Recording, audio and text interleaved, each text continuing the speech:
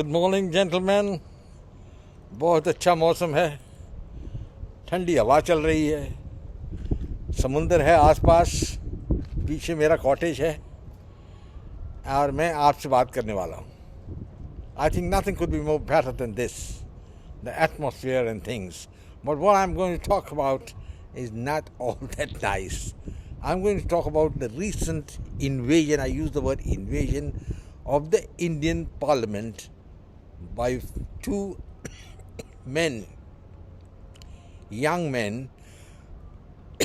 In fact, there were four of them, and two of them were outside Parliament House raising slogans. One of them was a girl. Now, it's a very strange thing that such a thing should have happened in the national capital, as well as these men were able to get entry inside Parliament. Major issues are involved. I think they were members of a group, a Facebook group called named after Bhagat Singh. Now, I'll just tell you why Bhagat Singh's name is coming up. Bhagat Singh was in his time known as a terrorist. Now we consider him as a hero. So times change.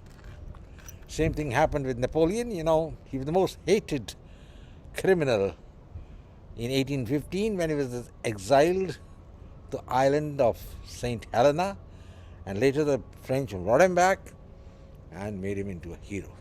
Well, something similar for Bhagat Singh. He threw a bomb in the Punjab Assembly, and at that time his main idea was to protest against the British rule. He was a young man, misguided, and he paid a terrible price for it, in the sense that he was hanged to death, he and his accomplices. Now, all that is history. So this, on his name, there was a Facebook group, and these four persons were members of that group, and maybe there are others also. Now, they're all from different parts of the country. What are their motives? I'm going to discuss that later. But basically, the aim was to discredit the Modi government and throw muck on Narendra Modi, the Prime Minister, and the Indian state. That is the crux of the issue, which we must bear in mind. So, gentlemen, what these men did, they had carried out a recce of this entire area earlier, and they made the plan. Two of them were sitting outside raising slogans like Tanashahi nahi chalegi, things which are inconsequential, got no meaning. Another two went inside Parliament House, jumped from the visitors gallery into the foyer of the house. The debate was on, the well of the house, and released a powder. And before they were caught, thrashed by the MPs, handed over to the security staff. Now, there are very major issues involved. First of all, the first issue is the security. I think it is pretty poor. And this is a reflection of the Indian mindset. Taking things easy, that's the point. Whether they're the armed forces, whether they're the civil police, the members of parliament, all of them take things easy, Sab theek hai, everything going fine. And net result is when something like this happens, then everybody wakes up and says, Arey Baba, what's happened? I mean, how did it happen, It happens because there are no SOPs, standard operating procedures, in force by the security, and I think the whole lot of them should be dismissed forthwith. But does the government have the courage to do it? I don't think so. Such measures call for drastic action, and I'm afraid Modi government, for that matter, any government, doesn't have that sort of clout to be able to do it. The first thing should have been, the first step is the dismissal of the 10 or 15 people who were on watch duty at that time. As the security is concerned, the security personnel, including whoever the officers in charge, you could be just given a letter, please go home. You've got to make an example of people. Now, the parliament is the highest seat of government of the Indian people. You can't allow it to be invaded by some motley people come and throw some powder inside, And what if these people were carrying some bomb? They could have done that, a grenade. Maybe 20 or 30 of the MPs would have died. So, gentlemen, this is a very, very serious lapse on the part of the security, and calls for security extraordinary measures. I don't know if they're going to take it. They won't take it, I can tell you that. Then the second part is, who were these four people and how the Indian intelligence, the so-called very big man, we have the Chanakya of security, Ajit Doval, and he didn't know a thing about it which is going on, because I think this planning was going on for over a year. And they are big names involved. Now these four people who have been caught now, they're small fish, just floating around in the pond. They're the bigger fish which must plan all this thing. Nobody knows who they are, and probably these people have covered their tracks so well, they'll never be caught.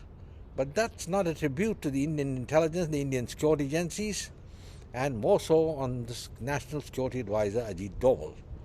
It's not enough, that you bungle up one thing by failing to kill Mr. Panu and then come out with all sorts of harebrained schemes and things like that, because even one failure is tantamount to defeat.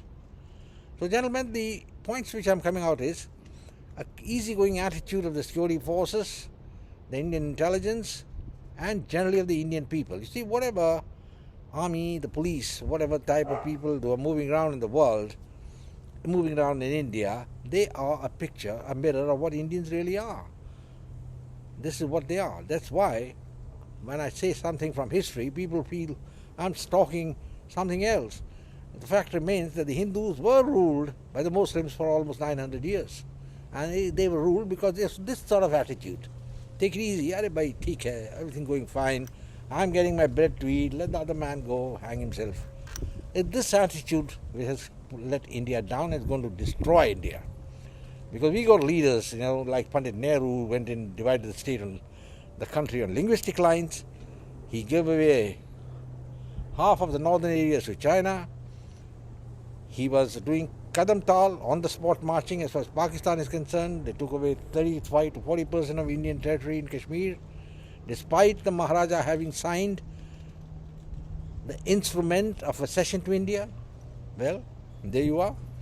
These are the things which really count, and it pinches a man of nationalists like me.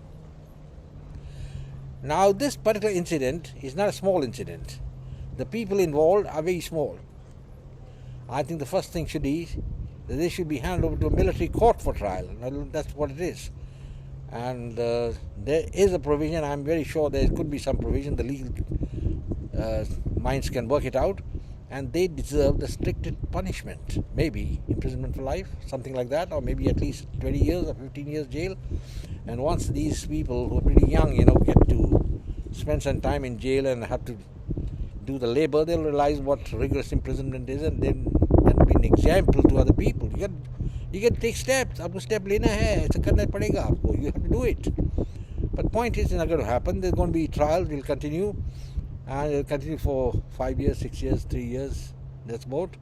And finally, everybody will forget about these fellows and somebody say, they are young, misguided people, let them go. That's what's going to happen. I hope it doesn't. At this time, we have a strong man for a change, and then the Modi is the man, and I'm sure something else will happen. But gentlemen, such thing could happen again. So remedial measures need to be taken immediately. I can't say what's the conspiracy. I may be going out of my brief. I got no information, no inside information who's behind it. It could be anybody. It could be the Americans, it could be Chinese, it could be Russians, it could be anybody, it could be anybody from unknown place. We keep on thinking it's Pakistan all the time, but it may not be Pakistan, it may be somebody else. And definitely that gentleman, whoever it is, has got his teeth in the Indian system. There are people in the Indian political system who are so desperate to come back to power that they'll do anything. I haven't forgotten the fact, that there was a chap called Mani Shankar Iyer. He was the right-hand man of our great Rahul Gandhi, and he went to Karachi when Modi had come into power, and he said, please help us to overthrow Modi. I mean, you can just imagine, you go to the enemy and tell him to overthrow the Indian government. Such a man making such a statement should have been court-martialed, but nothing happened to him. He's still alive and kicking and enjoying himself, Then there was something called the award LAPSE agitation, service writers returning the awards because they said India is under threat, now BJP is coming to power. All these men should have been arrested and lodged in Tihar jail. We need character. You remember Bismarck? He said blood and iron. Subhash Bose, he said give me blood, I'll give you freedom. So you got to have blood going. And if this freedom is to be kept, we've got to do away all the things. You know, the audience stables which were filled by Jawaharlal Nehru, they have to be cleaned. And Nehru's legacy has to be dumped. He's got no legacy as far as India is concerned. So, gentlemen, I have a needle of suspicion. I won't name it, but you can guess from my talk who it could be. Definitely somebody from the Indian political establishment is out to malign India, out to disgrace Mr. Modi. And we got to be guard against these fellows. I don't have anything more to say, gentlemen. Think about it. I'll come back to you a little later on something more cogent when I get some information from my sources. In the meanwhile, I'll say goodbye to you all. Take care. And by the way, don't forget, please subscribe to my channel. Come back. I'm going to make more videos. I think I'm going to enjoy talking to you all. Goodbye. God bless and take care.